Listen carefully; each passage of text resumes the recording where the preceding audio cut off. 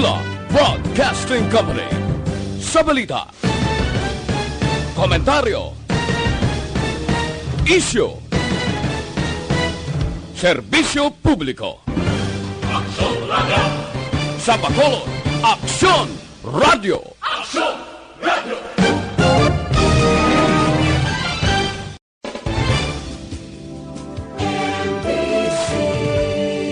Manila Broadcasting Company.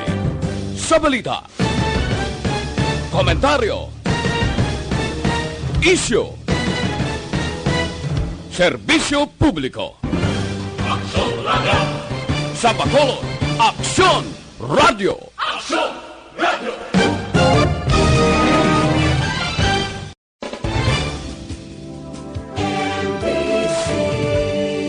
Manila Broadcasting Company. Sa balita, komentaryo, issue, serbisyo publiko. Aksyon Radio! Sa Bacolod, Aksyon Radio! Aksyon Radio!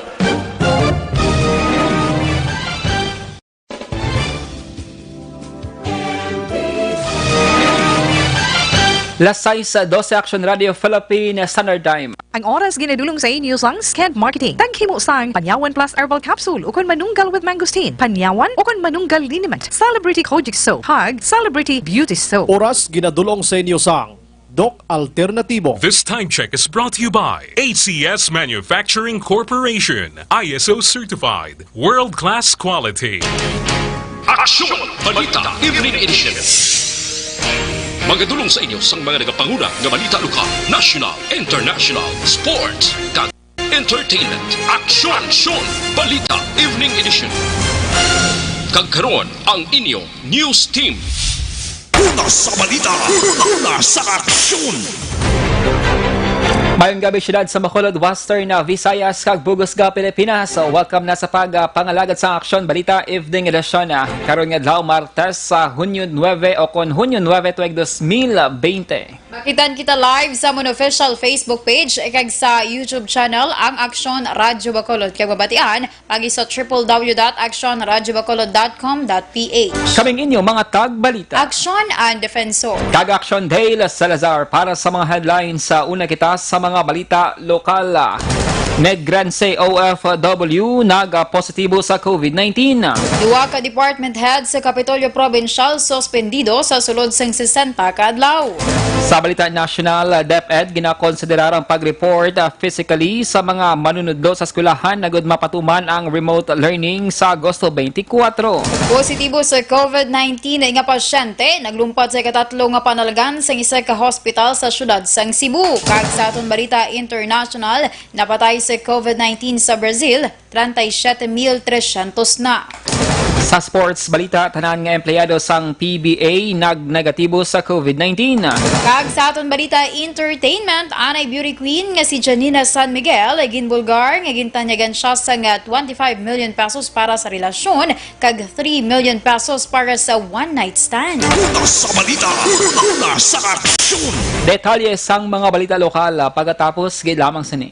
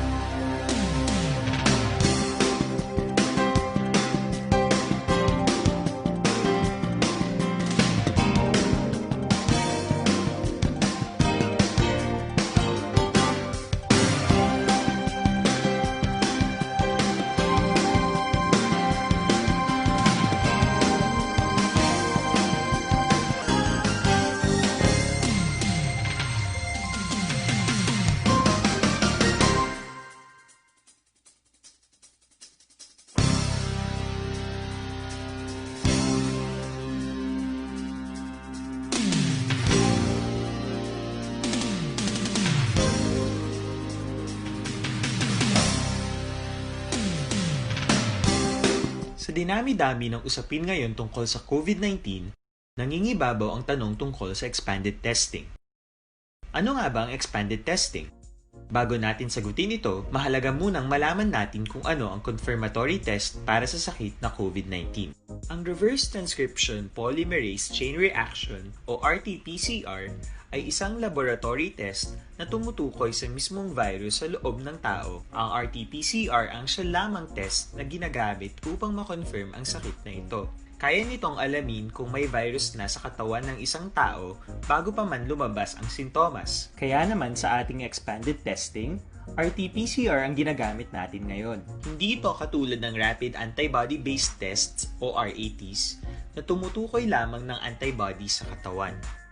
Sino-sino ang kabilang sa expanded testing? Sa expanded testing, ang mga sumusunod na mga tao na may history of travel sa isang lugar na may COVID-19 o nakisalamuha sa taong may COVID-19 ay sasailalim sa RT-PCR test. Una, mga pasyenteng may malubha at kritikal na kalagayan. Ikalawa, mga pasyenteng may edad 60 pataas, pasyenteng mayroong ibang sakit, o mga pasyenteng may maselang pagbubuntis. Ikatlo, mga pasyenteng may bahagyang sintomas. At ikaapat, iba pa nating kababayan at mga healthcare workers na walang sintomas ngunit may travel history o contact. Nasa aksyon! Lasay sa 18 Action Radio Philippines Standard Time kagaron sa detalye na sang mga balita lokal. Nag-positibo sa COVID-19 ang 31 anyos nga lalaki nga taga-syudad sang Cadiz sa isa sa mga repatriated overseas Filipino workers o kon OFW. Sa COVID-19 case bulletin number 75 ginpagwa sang DOH Western Visayas. As of June 9, magluwas sa taga-syudad sang Cadiz, mayra man sing sa 48 anyos nga taga-Kalibo Aklan ang nagpositibo man sa masakit kagaron naka-home quarantine. Yara sa 127 ang kabugusan nga kompirmado nga kaso sa diin. 28 ang aktibo nga kaso, 88 naka-recover kag 11 ang napatay. Sa 5 sa 583 ka laboratory results nga nagwa, magluwas sa duwa nga nag-positibo, wala na sang repeat test, samtang 580 naman ang nag-negatibo kag isa ang repeat test. Isang patay, duwa ka ang nakaluwas matapos na kuryente sa punong sa Purok Mapainubuso na Barangay Luna, Syudad sang Cadiz, mga alas 8 kay nasang aga. Ang napatay ginkilala kay Rolando Flores, 34 anyos, kag pumuluyo sa Sitio Amparo, Barangay Mabini sa Syudad sang Escalante. Ang duha nga nakaluwas ginkilala naman sa ilananday Richard Husayan, 35 anyos, kag Juanito Rojo, 45 anyos. Sa pagpangusisa sa aksyon radyo sa duwa ka mga nakasalbar, ginpahayag nga ginauyatan ni Flores ang tukon-tukon nga kawayan nga mong ila ginausar sa pag-abri kaga pagsira sa trampahan kung magpasulod sang tubig sa punong apang nasagaid ini sa kable sang kuryente halin sa poste sang Noneco nga natumba. Dugang pa, ginbuligan pa si Flores na nahusayan kag Rojo, apang sila ang nakuryente man kag nalipong tungod basa ang ilalawas. Palayag pa ni Rojo nga makapila na nila kabeses ginparabot sa Noneco ang issue sa natumbang nga poste nga nagatunton malapit sa punong. Sa karon, wala pa sang komento ang Noneco angod sa natabo. Samtang plano ni DSSD Bacolod Head Pasitatero nga makigangot sa tratapan sang National Commission on Indigenous People kag sa probinsya agud mapapauli sa tagsa ka mga ginatiniran diri sa Negros Occidental ang mga badyaw nga nagalagaw sa palibot sang syudad sang Bacolod. Ginpahayag ni Tero sa iyang nadumduman mayara sang badyaw community sa syudad sang Sagay kag Victorias kundi nila gindulong ang pila ka mga badyaw sadto. Sa karon plano ni Tero nga magpadala sang team sa bahin sang reclamation area agod i-identify ang mga badyaw kag pamangkuton kundi sila nagatinera. Nagapangita man sa Tero sang salakyan kundi pwede makaakomodar ang mga badyaw nga ila buligan na papauli. Aminado man ang DSSD head nga wala nakafocus sa pagbulig kag pagpapauli sa mga badyaw bangod sa ila kasakaon angod sa pagpatuman sang social amelioration program. Gin-suspend ni Negros Occidental Governor Eugenio Jose Lacson sang si Satanias ang duwa ka mga department heads sang Kapitolyo Provincial epektibo Hunyo 8 matapos ginpasakaan sang kaso administratibo sa Provincial Budget Officer Jose Percival Salado kag Mambucal Resort Recreation and Welfare Services Officer nga si Ellen Marie Halandune. Suno kay Provincial Administrator Atty. Refrando Diaz, si Salado ang gipasakaan sang administrative case bangod sa gross neglect of duty samtang grave misconduct naman ang sakay Halanduni. Dugang pa ni Diaz, ila ginaktuhan ang mga reklamo ang ginpadangat sa ila sa Commission on Audit kay Department of Budget and Management angot sa duwa ka mga departamento. Palayag pa ni Diaz, istoryahon pa sini ang mga personnel sa tagsa ka departamento agud mahibaluan kung sino ang iya sini rekomendar kay Governor Lacson. Ginklaro man ni Diaz nga independent bodies ay naga-question kag hindi ang probinsya kag ginaklaro nga wala ini sang koneksyon sa political affiliation sang duwa sa anay administrasyon. Sa dugang pa nga balita lokal, magapatigayo ng Seneco sang re-reading sang kontadora para sa mga konsumidor nga pamatyagan nila nga sala ang ila electricity bill sa nakonsumo nga kuryente sa bulan sang Marso kag Abril. Inisino kay City Councilor Archie Bodibar Chair sang Committee on Energy and Public Utilities matapos ang public hearing nga ginapatigayon na upod ang tagdumlahan sang Seneco, Labor Group kag pila ka kapitana kag iban pa angot sa pagsaka sang balayran sang kuryente sang quarantine period. Ginpahayag sang konsehal nga sa public hearing rebeloan nga ang bill sa bulan sang Marso ang ginbase sa estimate o ng average sang nakonsumo nga kuryente sang Desyembre tuig 2019, Enero tuig 2020 kag Pebrero tuig 2020. Suno kay Baribar, nagpasiguro man ang Seneco nga ipaiway ang pagpanukot sang balayran sa bill para sa bulan sang Marso nga pwede bayaran sang installment tubtob Hulyo kag ang bill naman sa Abril ang pwede bayaran na tubtob bulan sang Agosto. Pero sunod sa Seneco dapat bayaran naman sang konsumidor ang bill sang Pebrero kag Mayo para malikawan ang disconnection.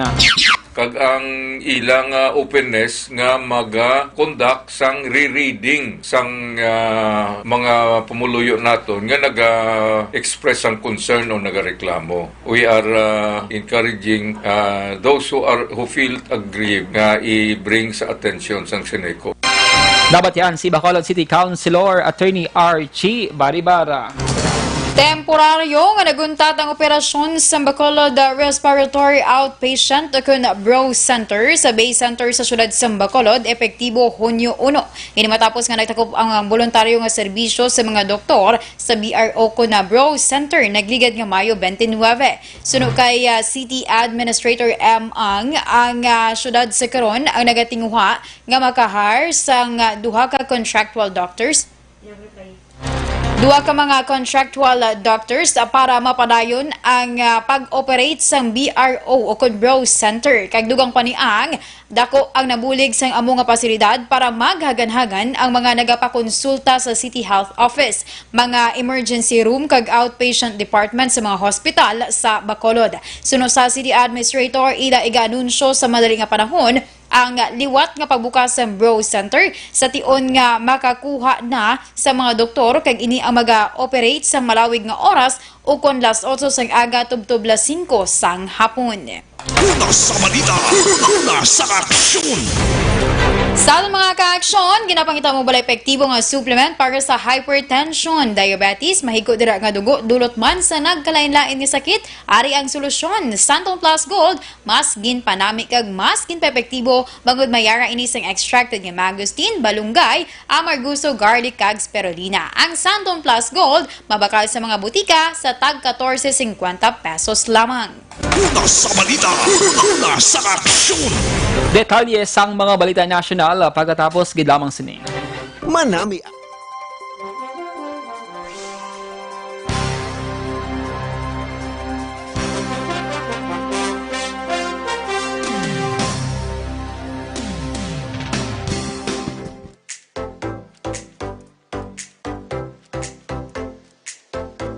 Mga ka-aksyon, madamo sa naglaylay na pamaagi at protektahan ang imong kaugalingon batok sa novel coronavirus 2018 o ng COVID-19. Isa sa mga pinaka-importante ang regular, safe, and effective hand hygiene gamit ang habon kag tubig o ng alcohol-based hand rub. Yan ang proseso sa pagbubuhay pagbugas sa gamot nga rekomendado sa World Health Organization.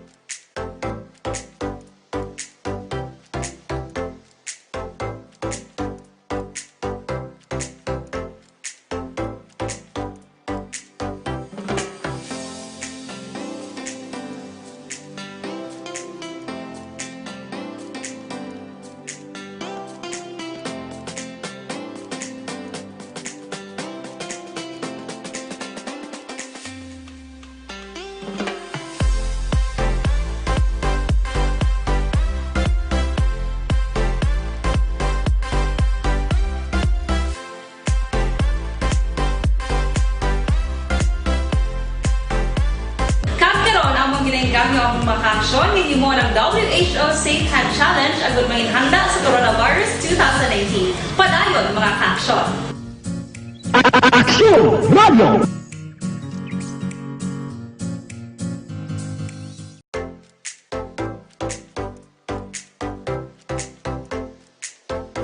Mga kaaksyon, madamo sa naglaylay na pamaagi at protektahan ang imong kaugalingon batok sa novel coronavirus 2018 o ng COVID-19. Isa sa mga pinaka-importante ang regular, safe, and effective hand hygiene gamit ang habon kag tubig o ng alcohol-based hand rub. Yan ang proseso sa paghugas ng gamot na rekomendado sa World Health Organization.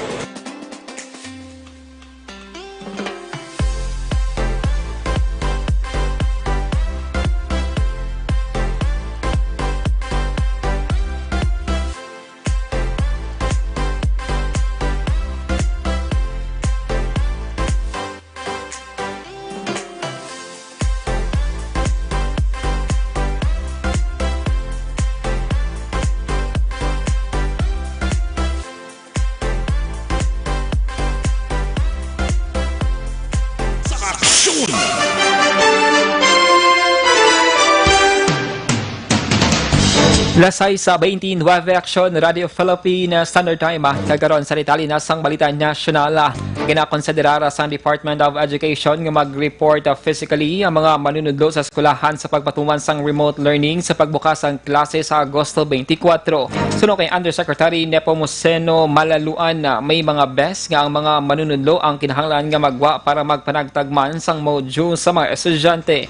Suno kay Malaluan may pila na ka mga manunudlo nga nagbalik sa eskwelahan na bilang kabahin man sang skeletal forces sa gini ang may permiso sang ilang regional director. Sa karon gina-finalize ang DepEd ang schedule sa pagpanagtag sang printed module sa mga estudyante. Sa record sang DepEd, mayara na sang 7.2 million ka mga estudyante ang nakapa-enroll. Patay ang COVID-19 patient matapos naglumpat sa ikatatlong panalagan sa isa ka government hospital sa syudad sang Cebu. Suno sa report, las 8:20 sang aga, Martes, sa natabo ang insidente. Ang pasyente, isa ka 48 nga lalaki o 48 anyos nga lalaki, kaga yarang nabulong sa Vicente Soto Memorial Medical Center matapos nagpositibo sa COVID-19. Sunod kay Major Alessandro Quijano, ang hepe sa Abiliana Police Station, nagresponde gilayon ang personal sa hospital apang wala sila ginpahanugutan sa management nga makasulod tungod ang biktima isa ka COVID-19 positive. Padayon ang investigasyon sang otoridad kag management sang hospital angot sa insidente.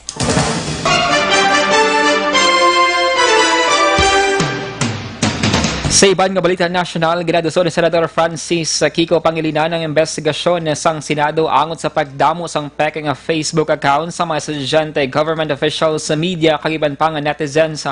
Si Pangilinan nag-file sang Senate Resolution number 444 kag nagpalayag kung bala kinahanglan nga amyendahan ng Cybercrime Prevention Act of 2012 kag ang posibilidad nga i-regulate ang social media platforms nga nagasunod sa polisiya nga nagarespeto sa kinamatarong kag kahilwayan sa mga Pinoy base man sa konstitusyon. Suno kay Pangilinan, ang pagdamo sang peke nga Facebook account ang natabo matapos nagdamo ang nagapamatok sa ginaduso nga Anti-Terrorism Act na karon perma na lamang ni Presidente Rodrigo Duterte ang kulang.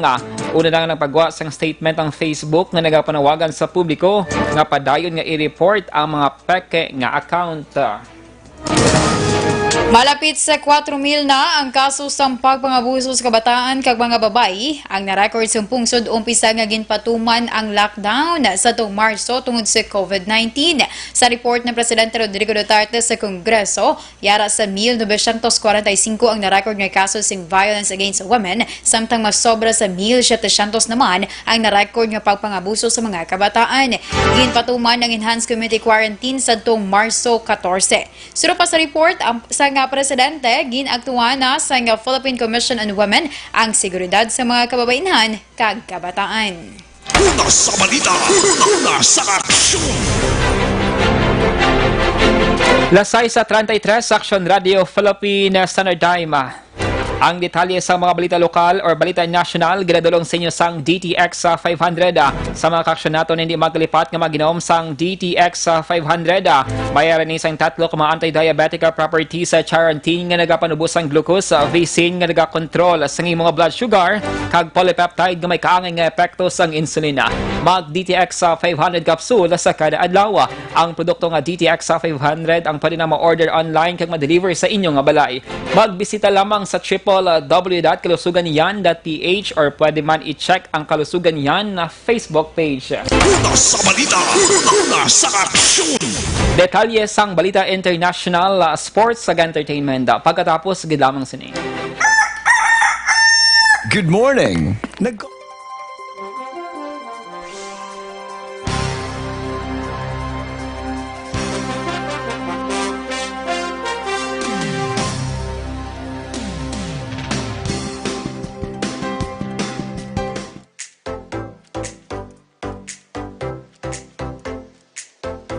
Mga ka-aksyon, madamo sa naglaylay na pamaagi at protektahan ang imong kaugalingon batok sa novel coronavirus 2018 o ng COVID-19. Isa sa mga pinaka-importante ang regular, safe, and effective hand hygiene gamit ang habon kag tubig o ng alcohol-based hand rub.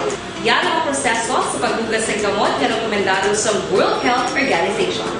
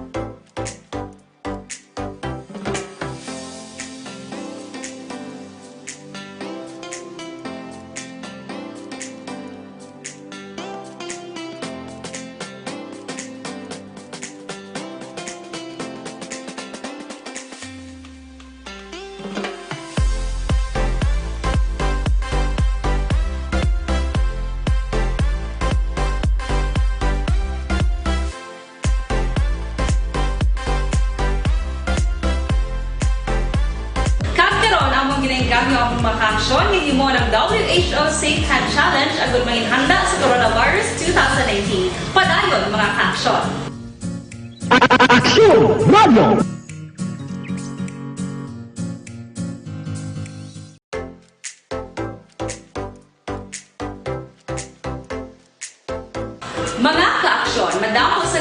naglain-lain nga pamaagi aron protektahan ang imong kaugalingon batok sa novel coronavirus 2018 ug ang COVID-19.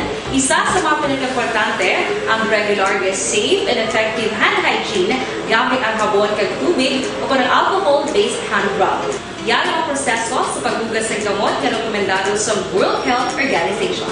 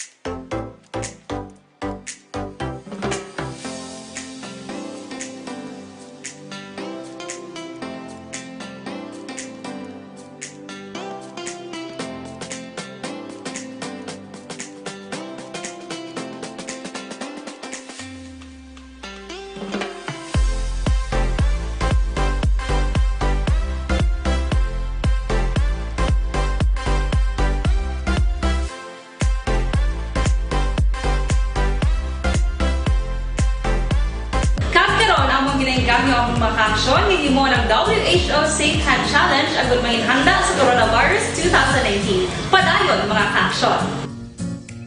Action Radio!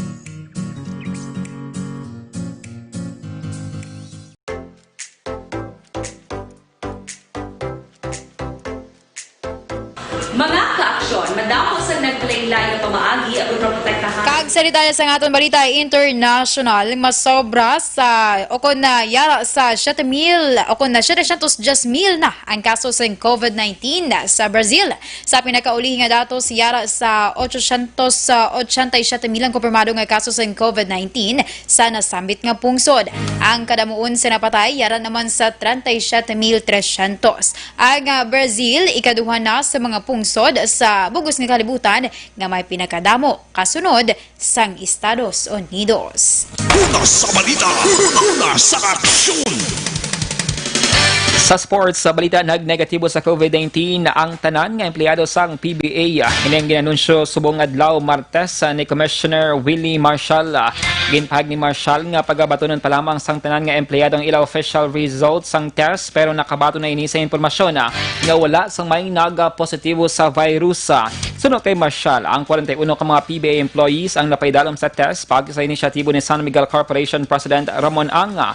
Sunod kay Marshall nga 5 na ka mga team sang PBA ang napaidalom naman sa COVID-19 test kag wala sang may nagpositibo. Sa nibloan ng COVID-19 testing ang isa sa mga requirements sa ginakip sang PBA sa protocol para makabalik ang mga team sa ilang nga practice. Una sa balita, una sa aksyon. Kag sa aton balita entertainment, ginbulgar sang anay beauty queen nga si Janina San Miguel nga gintanyagan siya sang 25 million pesos kabaylo ini sa relasyon matapos nga magdaog sa Binibining Pilipinas sadtong tuig 2008.